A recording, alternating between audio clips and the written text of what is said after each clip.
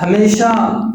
وہی قوم سرخرو ہوئی ہے، اسی قوم نے بازی ماری ہے، اسی قوم نے فتح کے جھنڈے گاڑے ہیں، اور اسی قوم کے سر پر فتح اور کامیابی کا سورج چمکا ہے، جس قوم نے غیرت، حمیت، جوش اور جذبہ، بلند حوصلہ اور جواں مردگی کے ساتھ ساتھ عقل مندی اور سمجھداری، سوجھ بوجھ اور دشمنوں کے منصوبوں کو جان کر، ان کے سازشوں کو پہچان کر، ان کے بچھائے ہوئے جال کو سمجھ کر مقابلہ کیا ہے، وہی قوم ہر زمانے میں سرخرو ہوئی ہے۔ آپ تاریخ پر نظر دوڑائیں، ایسی بہت سی قومیں ملیں گی۔ وَقُل رَّبِّ زِدْنِي عِلْمًا۔ الحمد للہ نحمده ونستعینه ونستغفره ونؤمن به ونتوکل علیہ ونعوذ باللہ من شرور انفسنا ومن سیئات اعمالنا، من يهده الله فلا مضل له ومن يضلله فلا هادي له، ونشهد أن لا إله إلا الله وحده لا شريك له، ونشهد أن سيدنا ومولانا محمدا عبده ورسوله الذي أرسل بالحق بشيرا ونذيرا وداعيا إلى الله بإذنه وسراجا منيرا۔ قال الله تعالى في القرآن المجيد والفرقان الحميد: أعوذ بالله من الشيطان الرجيم، واذكر عبادنا إبراهيم وإسحاق ويعقوب أولو الأيدي والأبصار، صدق الله العظيم۔ رب اشرح لي صدري ويسر لي أمري واحلل عقدة من لساني يفقهوا قولي۔ اللهم صل على سيدنا محمد وعلى آل سيدنا محمد وبارك وسلم۔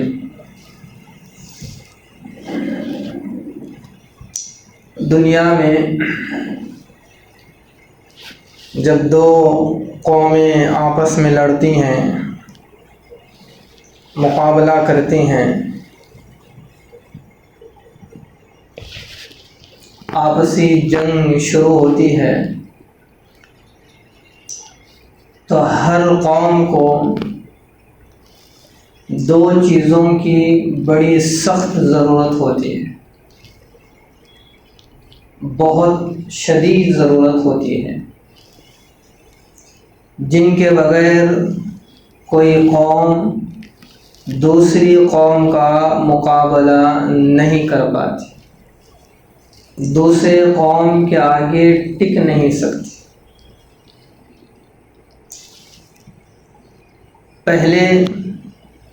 پہلی چیز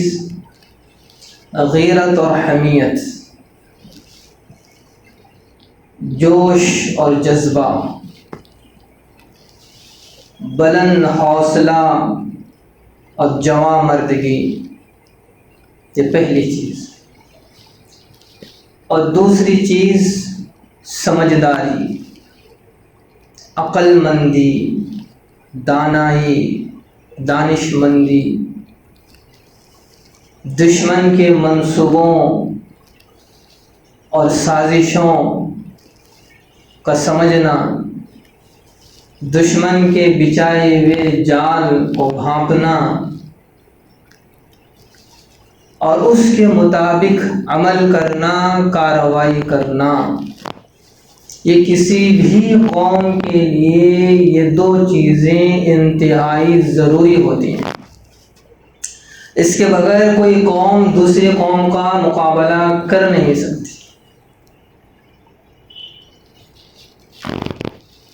اب اگر ایک قوم میں غیرت اور حمیت، جوش اور جذبہ،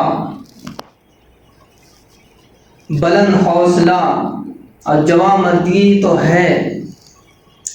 لیکن سمجھداری نہیں ہے، عقل مندی نہیں ہے، دور اندیشی نہیں ہے، دشمنوں کے منصوبوں کو سمجھنے کی صلاحیت نہیں ہے، دشمنوں کی سازشوں کو پرکھنے کا ان کے پاس کوئی معیار نہیں ہے،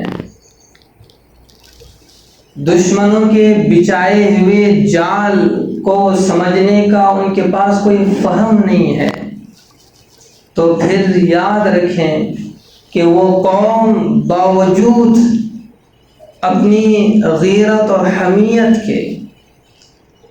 جوش اور جذبے کے، بلند حوصلہ اور جوان مردی کے، وہ قوم اپنی دشمن قوم کے منصوبے کا شکار ہو جائے گی، وہ قوم اپنے مخالف دشمن کے سازشوں کا شکار ہو جائے گی، وہ قوم اپنے دشمن کے بچھائے ہوئے جال میں بری طرح پھنس جائے گی۔ اس قوم کے پاس شجاعت تو تھی، بہادری تو تھی، جواں مردی اور حوصلہ تو بلند تھا، جوش اور جذبہ بھی تھا، کمی تھی سمجھداری کی، عقل مندی کی، دشمنوں کے منصوبے کو بھانپنے کی۔ آپ تاریخ اٹھا کر دیکھیں، جب بھی کوئی قوم سرخرو ہوئی ہے، ہمیشہ وہی قوم سرخرو ہوئی ہے، اسی قوم نے بازی ماری ہے، اسی قوم نے فتح کے جھنڈے گاڑے ہیں، اور اسی قوم کے سر پر فتح اور کامیابی کا سورج چمکا ہے، جس قوم نے غیرت، حمیت، جوش اور جذبہ، بلند حوصلہ اور جواں مردگی کے ساتھ ساتھ عقل مندی اور سمجھداری، سوجھ بوجھ اور دشمنوں کے منصوبوں کو جان کر، ان کے سازشوں کو پہچان کر، ان کے بچھائے ہوئے جال کو سمجھ کر مقابلہ کیا ہے، وہی قوم ہر زمانے میں سرخرو ہوئی ہے۔ آپ تاریخ پر نظر دوڑائیں، ایسی بہت سی قومیں ملیں گی جن کے پاس طاقتیں تھیں، قوتیں تھیں، جدید ہتھیار تھے، لیکن وہ دوسری قوم کے سامنے گھٹنے ٹیکے ہیں تو اپنی ناسمجھی کی وجہ سے، کم عقلی کی وجہ سے، اپنے مخالف کے منصوبوں اور ان کی سازشوں کو نہ سمجھنے کی وجہ سے۔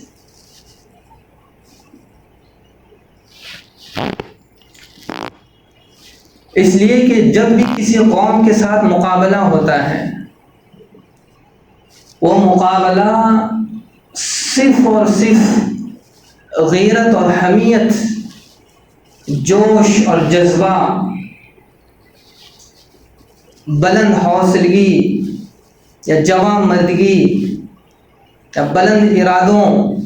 ہی کے ساتھ نہیں ہوا کرتا، بلکہ ان تمام کے ساتھ ساتھ عقل مندی، دانش مندی، سمجھداری، سمجھ بوجھ، دشمنوں کے ارادوں کو بھانپنا، ان کے منصوبوں کو سمجھنا، ان کے سازشوں پر غور و فکر کرنا، یہ وہ چیزیں ہوتی ہیں جو کسی بھی قوم کو دوسری قوم پر غالب کرتے ہیں۔ اس لیے کہ کوئی بھی دشمن ہو، وہ ہمیشہ اپنے مخالف کو اس میدان اور اس رخ پر کھینچنے کی کوشش کرتا ہے جس کا مخالف اس پہلو میں کمزور ہو، جذبات میں وہ مغلوب ہو اسی پہلو پر ٹارگٹ کرتا ہے، اس کی کمزوری کو دیکھ کر اسے اسی کمزوری کی طرف کھینچنے کی کوشش کرتا ہے۔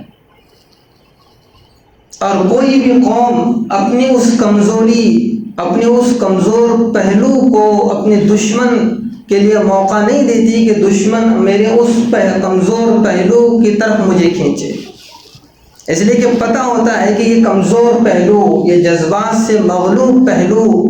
ہمیں سوائے شکست اور ناکامی کے کوئی دوسرا نتیجہ نہیں دے گا۔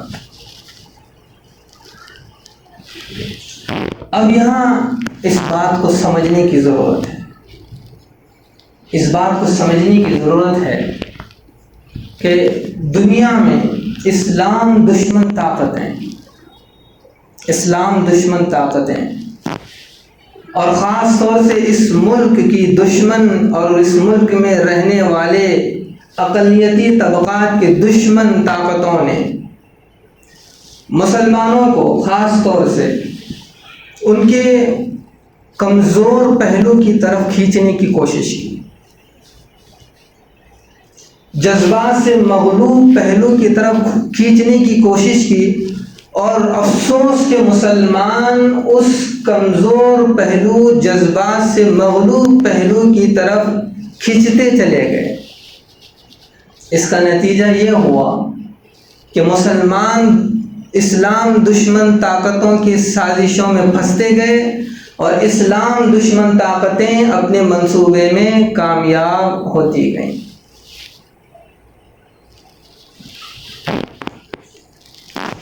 دنیا کی تمام اسلام دشمن طاقتیں جانتی ہیں، اور خاص طور سے اس ملک کے اسلام دشمن طاقتیں بخوبی جانتی ہیں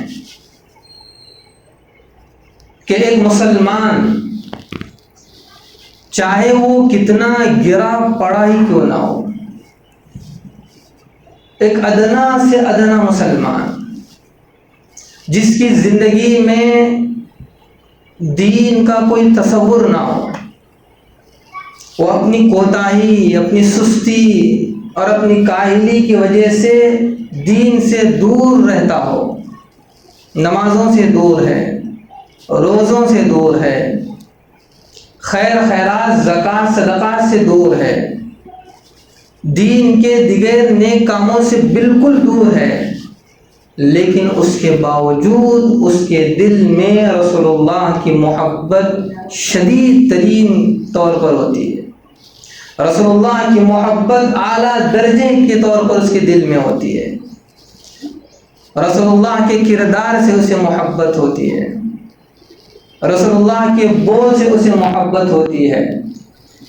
رسول اللہ کی ذات سے اسے محبت ہوتی ہے، اگرچہ کہ وہ عملی طور پر اس کی زندگی میں کوئی دین نہیں ہے، وہ دور ہے نیک اعمال سے، لیکن محبت یہ ادنا سے ادنا مسلمان کے دل میں ضرور ہوتی ہے۔ ایک مرتبہ چند نوجوان لڑکے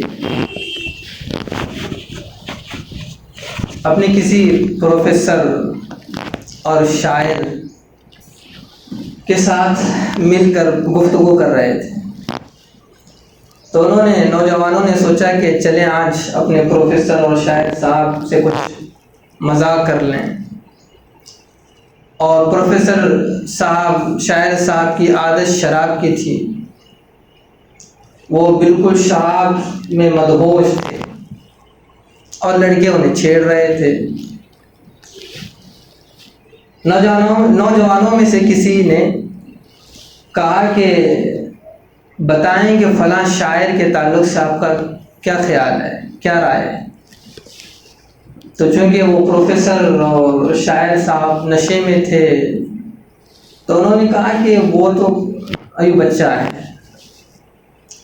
پھر کہا کہ فلاں شاعر کے تعلق سے آپ کا کیا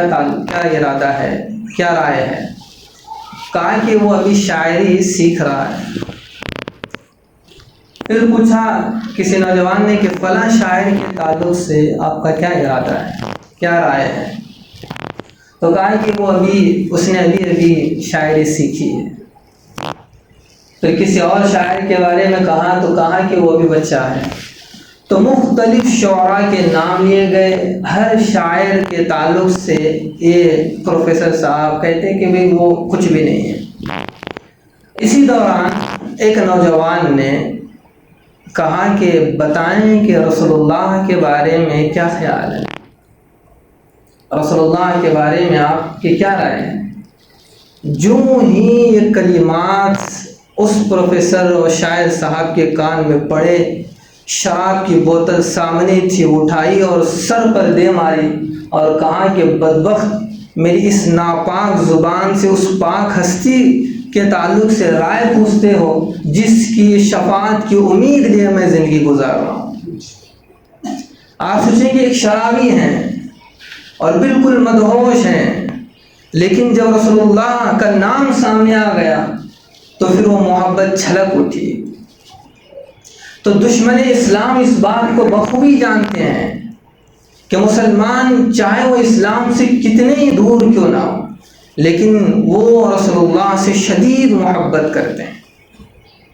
وہ ہر چیز برداشت کر سکتے ہیں، لیکن رسول اللہ کی شان میں گستاخی، آپ کی شان میں توہین، آپ کی زندگی پر سوال اٹھانا،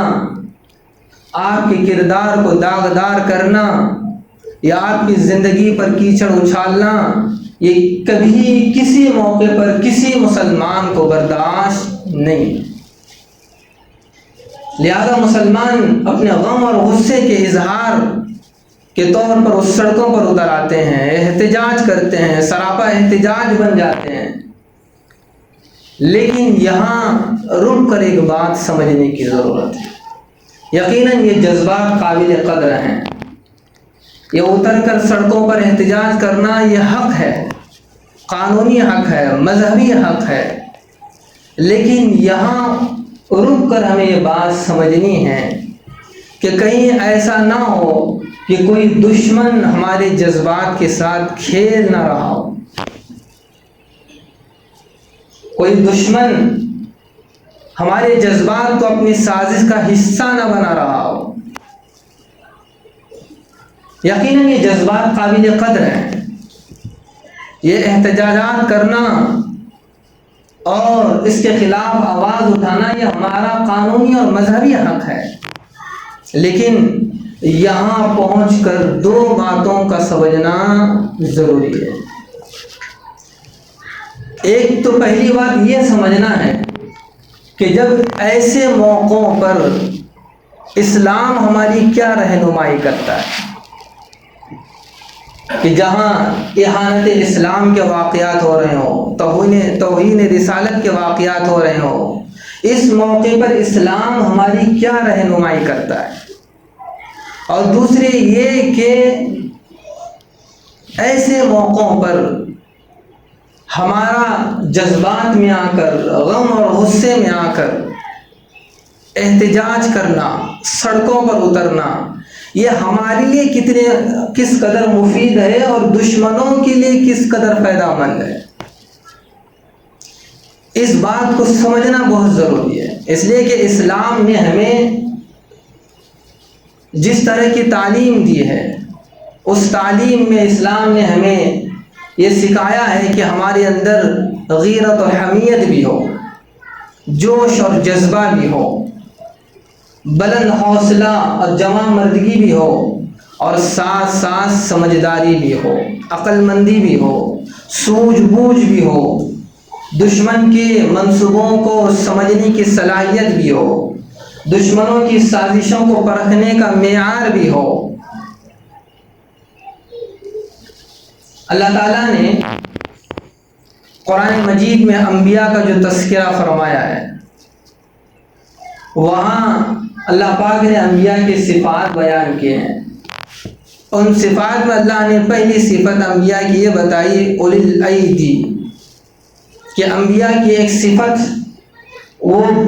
ان کے اندر قوت عملی ہوتی ہے، وہ حالات سے ٹکراتے ہیں، ان کے اندر جواں مردی ہوتی ہے، ہمت اور جرأت ہوتی ہے، وہ حالات سے بالکل گھبراتے نہیں۔ اور صرف یہی صفات ہی نہیں ہوتے بلکہ ساتھ ساتھ والابصار، اللہ نے فرمایا کہ انبیاء کے اندر اس صفت کے ساتھ بصیرت بھی ہوتی ہے، سمجھداری ہوتی ہے، عقل مندی ہوتی ہے، دور اندیشی ہوتی ہے،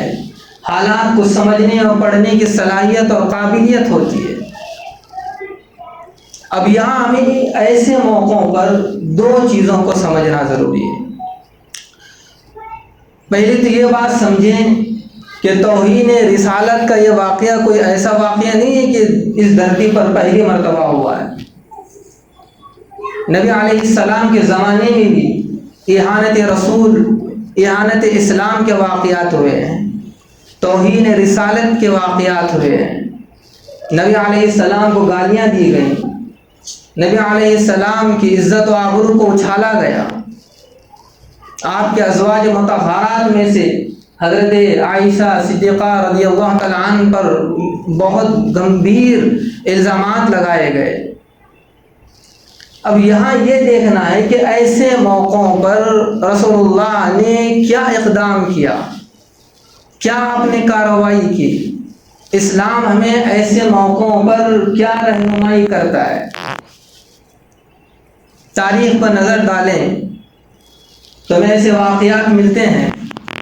کہ عبداللہ بن ابی بن سلول، یہ بہت بڑا منافق، جب اس نے نبی علیہ السلام کی توہین کی،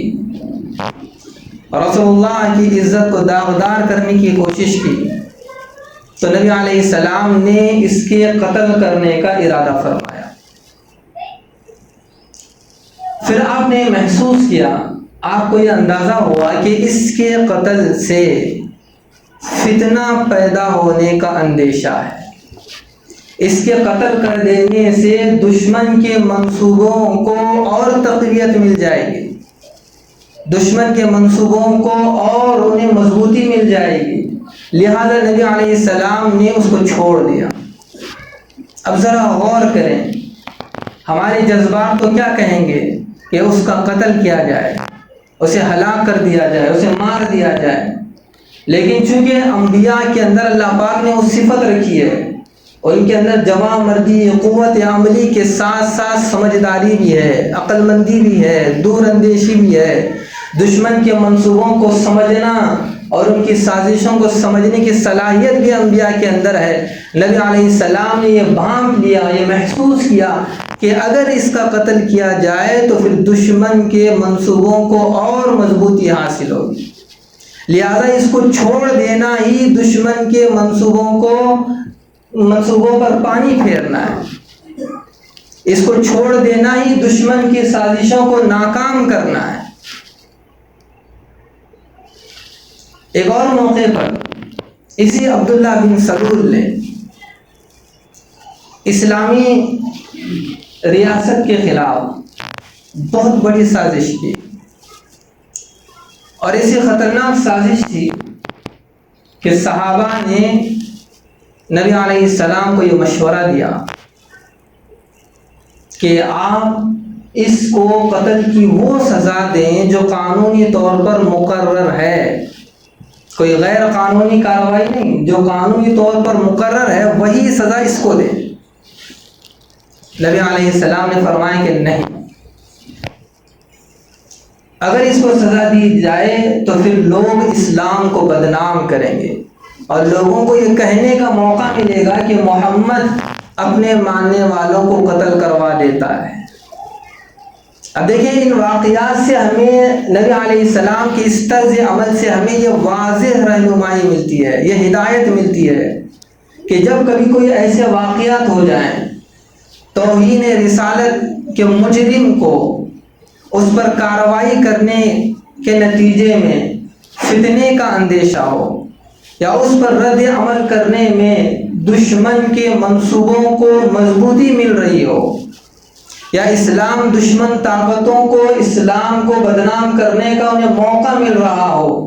تو پھر ایسی صورت میں اس کو چھوڑ دینا، اس کو نظر انداز کر دینا ہی دشمن کے منصوبوں کو ناکام کرنا ہے۔ یہ بہت سمجھنے کی ضرورت ہے۔ اور دوسری بات، دوسری چیز یہ ہے کہ ذرا غور کریں کہ یہ توہین رسالت کا واقعہ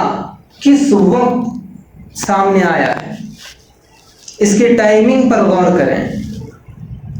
ایسا نہیں لگتا کہ یہ بہت منظم سازش کے تحت، ایک منصوبہ بند پلان کے تحت اس واقعے کو انجام دیا گیا ہے۔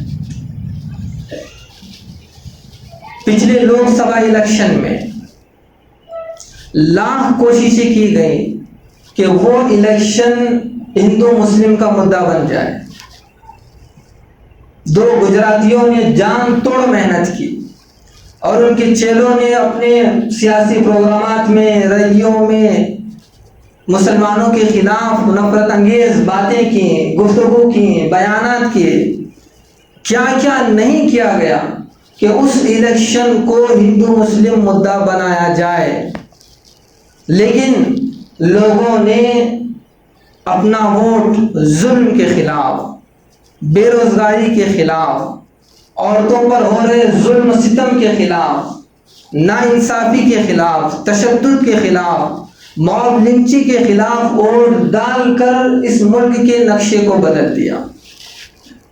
اب چونکہ اسلام دشمن طاقتیں اس موقع پر ناکام ہو گئیں، اس موقع پر اس الیکشن کو وہ ہندو مسلم مدعا نہیں بنا سکے۔ اب چونکہ مہاراشٹر، جھارکھنڈ، ہریانہ اور جموں کشمیر میں ریاستی الیکشن ہونے والے ہیں، اب یہ چاہتے ہیں کہ مسلمانوں کی دکھتی رگ پر انگلی رکھی جائے، ان کے جذبات سے کھیرا جائے اور مسلمان جذبات سے مغلوب ہو کر ان واقعات کے نتیجے میں وہ سڑکوں پر اتر آئیں، احتجاج کرنے لگ جائیں اور پھر مطالبہ کرنے لگ جائیں، اور اس احتجاج میں کوئی ایسا ہنگامہ ہو جائے کہ ہم میڈیا پر اسی ہنگامے کو چلائیں اور نیوز اور میڈیا پر وہ اصل ایشو جس کی وجہ سے کسی الیکشن میں کامیابی اور ناکامیابی کا بہت بڑا مدار ہوتا ہے، ایسے ایشوز کو میڈیا سے الگ کر دیا جائے۔ اور بہت افسوس کے ساتھ یہ کہنا پڑتا ہے کہ ہماری ناسمجھی، ہماری نادانی اور دور اندیشی نہ ہونے کی وجہ سے، دشمن کے منصوبوں اور سازشوں کو نہ سمجھنے کی وجہ سے ہم نے انہیں اس منصوبے میں ایک حد تک کامیاب کر دیا۔ مہاراشٹر کے جس پنڈت نے، جس سادھو نے توہین رسالت کے واقعے کو انجام دیا، پھر اس کے بعد پورے ملک میں احتجاج ہوئے اور پورے ملک کے مسلمان سراپا احتجاج بن گئے۔ ملک کے مختلف حصوں میں احتجاج جہاں کیے گئے اس میں ایک مدھیہ پردیش بھی ہے۔ لیکن دشمن اپنے منصوبوں میں کس طرح کامیاب ہو گیا، ہمارے جذبات سے کھیل کر۔ مدھیہ پردیش کے لوگوں نے وہاں احتجاج کیا،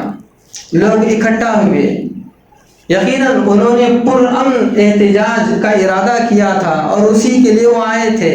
لیکن چونکہ دشمن کا منصوبہ یہی ہے کہ مسلمان سڑکوں پر اترے، بھیڑ اکٹھی ہو جائے اور کوئی ہنگامہ کیا جائے، اور وہاں ویسا ہی ہوا کہ چند نامعلوم افراد نے پولیس اسٹیشن پر پتھراؤ کیا۔ اب بس ایک بہانہ ملا کہ کئی مسلمانوں کے گھروں پر بلڈوزر چلائے گئے،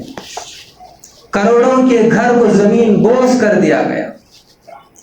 اور پھر نوجوانوں کو سڑکوں پر انہیں روڈ مارچ کرنے پر مجبور کیا گیا، یہ نعرہ لگوانے پر مجبور کیا گیا کہ پتھر مارنا پاپ ہے، پولیس تمہارا باپ ہے۔ اب بتائیں کہ یقیناً یہ جذبات ہمارے برحق تھے، لیکن یاد رکھیں کہ دشمن کا مقابلہ جذبات سے نہیں کیا جا سکتا۔ دشمن کا مقابلہ جذبات کے ساتھ سمجھداری، عقل مندی، دشمن کے منصوبوں کو سمجھ کر، اس کی سازشوں کو سمجھ کر کارروائی کرنے پر دشمن کا مقابلہ کیا جاتا ہے۔ اب دشمن کو ایک حد تک یہ موقع مل گیا کہ ایک طرف الیکشن ہونے ہیں اور دوسری طرف میڈیا اس الیکشن کے موقع پر وہ ایشوز کو اٹھاتی، بے روزگاری، ظلم، تشدد، ناانصافی عورتوں اور لڑکیوں پر ہو رہے ظلم تشدد کو وہ میڈیا دکھانے کی بجائے اس مدھیہ پردیش کے کوریج کو ساری میڈیا کر رہی ہے، اور یوں بتایا جا رہا ہے کہ گویا مسلمان اس ملک کے لیے خطرہ ہیں، اگروادی ہیں، دہشت گرد ہیں۔ یقیناً ہم نے ایک نیک جذبے کے ساتھ یہ کیا،